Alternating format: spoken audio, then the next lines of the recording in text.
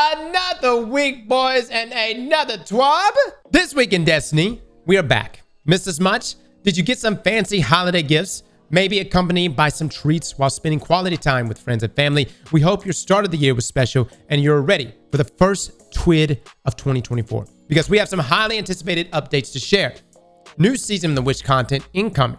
Glimmer capacity increase? What? Character customization 2. Vote for the next Festival of the Lost sets. Did you play the newest exotic mission yet? We made Riven into a plushie. Game to Give turns 5. New Prime Gaming drop. The weekly player support reports. And the Art of the Week, Movie of the Week winners. Do Glimmer capacity increase? Like, I know it's awesome we're getting new content added here into Season of the Wish, but Glimmer Cap is about to be increased. Let's go. Now, Dragons, Portals, Wishes, and Triumphs. The TWID has been away since the last year, but Season of the Wish has never stopped progressing. We have seen some big developments in the story as the final shape draws closer.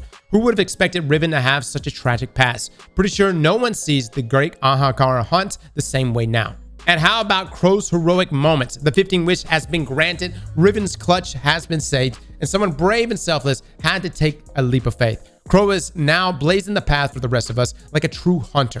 The kid has grown so much since he came back to us. Look, at the end of the day, I really hope, like, what if Crow gets there and he's just like, actually, I've been Aldrin all along, stabs us in the back, resurrects Cade, kills him on the spot, and then that's how we start the final shape. That would be such a banging intro, right?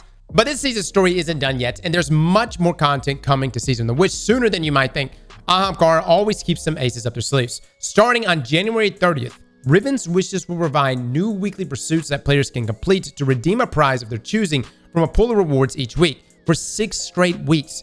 That very same day, we'll also kick off Moments of Triumphs for 2023, which will offer both in-game and physical Bungie rewards, as well as 30 challenges to honor your last year of achievements. We'll share more information about Riven's Wishes and Moments of Triumph 2023 and the next week's TWID. All right, guys, so Riven's Wishes.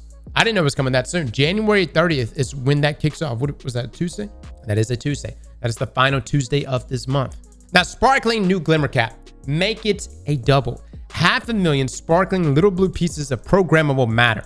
We heard you loud and clear, and we are increasing the amount of Glimmer you can carry to 500,000 when update 7.3.4 drops on January the 30th. Glimmer will still drop from the usual sources, and it'll be spent the same way, like crafting weapons, focusing engrams, mastering weapons and armor, etc. Your Glimmer wallet will just have an increased capacity. It won't even weigh more when it's full.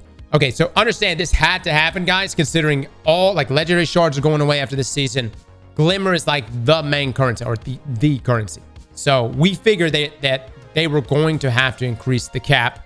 Thank God it's happening. I would have preferred to have even more than 500,000, but hell, I'll take it. Now, how much you want to bet this is going to break the game in some kind of way? I feel like this is going to somehow, like a PlayStation 4 out there, is going to just literally set on fire. Now, the helmet no longer stays on. Is that a jab here?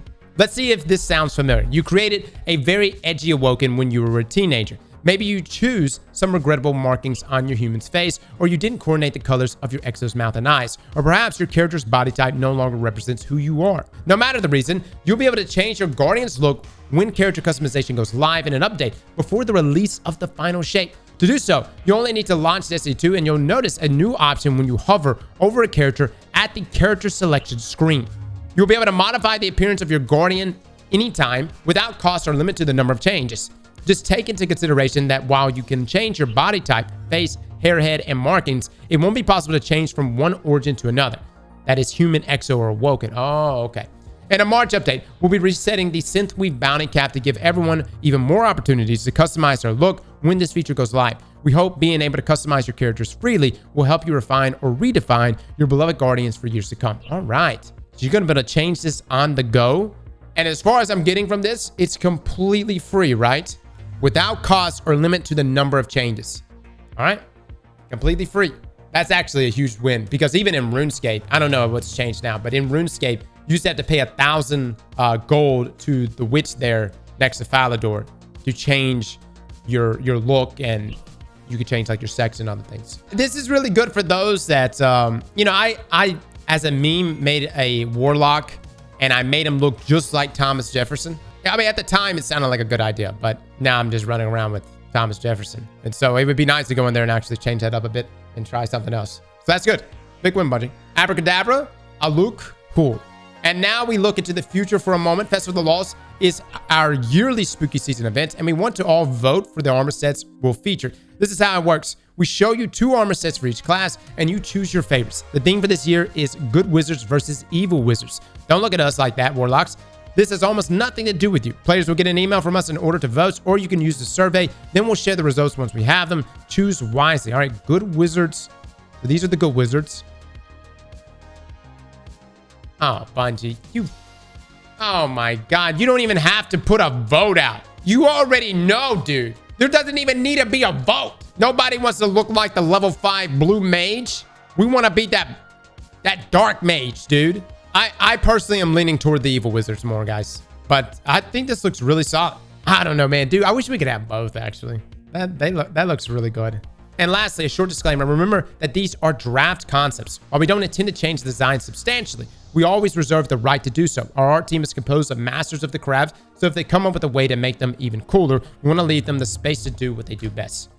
All right, here be dragons, Sire and Dam, Riven and Tyrannus, 2 lovers whose fate we've uncovered at the same time we obtain a very special exotic bow born from the selfless sacrifice of the Ahankara, the Wishkeeper.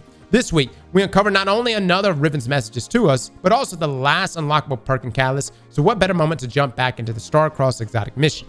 Wishkeeper is our first ever exotic strand bow and has unique functionalities. Taking down enemies charges a special hipfire arrow that creates a web that traps and suspends enemies, very useful for crowd control, but also against unstoppable champions. And you also get a faster draw time and extra damage to enemies entangled by it.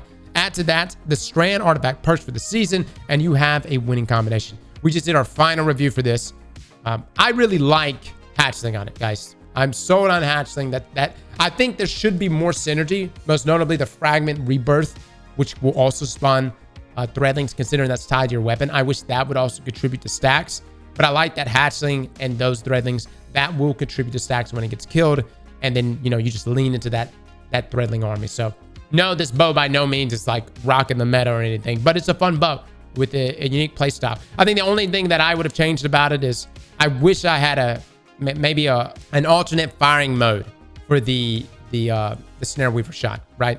Because I don't know about you, I mess up all the time and accidentally shoot it. Behold, a plushie of 1,000 voices. For a few weeks, the Bungie store has housed one of Destiny's most loosely guarded secrets, the Riven of 1,000 plush. Riven of 1,000 Voices plush is the latest Bungie Rewards offer and currently in stock. The tentacles in our face even have a bendable skeleton. I don't know. I feel like my daughter would like it. A limited number are available to ship now before a pre-order system takes effect. So be sure you've completed the Shooting Stars Triumph in Destiny 2 by June 3rd, 2024. All right, now Game to Give is back for its 5th anniversary. Beginning today, the Bungie Foundation kicks off the 5th edition of its annual charity event to celebrate this amazing community that has raised a total of over $20 million. No, that's not a typo. Through the Bungie Foundation, they are rolling out their biggest set of rewards and incentives ever. From today through February the 4th, you can support the campaign through donations or fundraising with your community to earn a wide range of goodies, like 20 legacy emblems from historical campaigns dating back 6 years, the new Universal Constant emblem and Cosmic Toonship, the coveted Bloodstream emblem, plus so much more. The incentive redemption system has been overhauled, allowing you the most flexibility to choose your own rewards. Fundraising has also never been easier, with milestones starting at just $100. Head to www.gametogive.com right now to join in and help make a difference in the world. Live right now, and for the first time ever, the Bungie store now has a special edition Game to Give merchandise. Quantities are extremely limited, so be sure to act fast. All profits from these items will go directly toward the 5th annual Game to Give campaign. It really is good, guys. We are going to be a part of this. Our block will be on the 29th. Our link is already live. I've already seen a number of people donate using our link. We'll have that posted as well, and we have that pinned here in the comments section. Whether it's my link or anyone else's, guys, there's a ton of links if y'all want to donate to that. But it's to a good cause, and so that will be going on, and we'll be live with it on the 29th. Now get your Prime Gaming drops, guys. We've got this stuff, an exotic sparrow, which now is the same speed as everything else. An exotic emotes, and some ghosts and some other stuff. Now, player support report, Warlord's Ruin Totem issue. Please, Bungie, tell me something. We're investigating an issue with a fix in 7.3.0.5 for Warlord's Totem spawning has negatively affected all totem spawns in the Warlord's Ruin dungeon. This fix will be reverted in the January 23rd 7.3.0.6 update. We are continuing to investigate a new fix for a future update. So next Tuesday, this will be fixed. Thank God. Yeah, Bungie, just reverse that thing. This is really messed up. We were going to be doing solo dungeons this week for build battles, and totems are just janked right now. The way it's actually happening is sometimes the totems don't get spawned at all, and then this actually will stop the encounter. And then other times, the totem, only one will spawn and not the other. So you don't even get the double totem drop. Now, Reveler title, we are aware of the issue where players who met the completion conditions are not able to claim the Donning Triumph for the Reveler title. Players who completed all the Donning event challenges while the event was active will be granted the associated Reveler Triumph once we are able to implement the fix. All right, now known issues. Reprised Dreaming City weapons do not count toward the Cursebreaker title. Some players are unable to use Fireteam Final while above Guardian rank 5. The Cornstein Armlet's fingertips no longer glow while the perk is active. That is terrible. I don't know about you guys. When I use Cornsteins, I love it when they glow.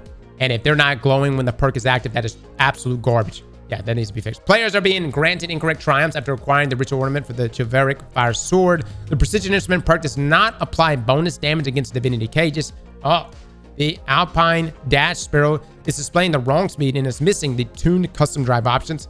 The Bell Spectrometer consumable is given to additional characters after another character has completed the quest, making it impossible to remove. All right, that is thy TWAB this week as a final note, and that was the first tweet of 2024. We hope you enjoyed the updates. There's more coming in the next few weeks and even more in the following months. But for now, let's focus on the present. Maybe now is the right moment to put your vaults in order. Chase some great rolls. Heliocentric QSC and Vengeful Whisper are elusive, and complete a few challenges like Guild and Conqueror or getting a raid exotic. Just remember to have fun while doing so and take breaks in between intense gaming sessions. See you Starside, the Destiny 2 team. All right, guys, that's today's TWAB. The big ticket items include Glimmer being increased to 500,000, and we're getting the new game mode here in a few weeks. That being Riven's Wishes. Slap that like button like your mama told you right.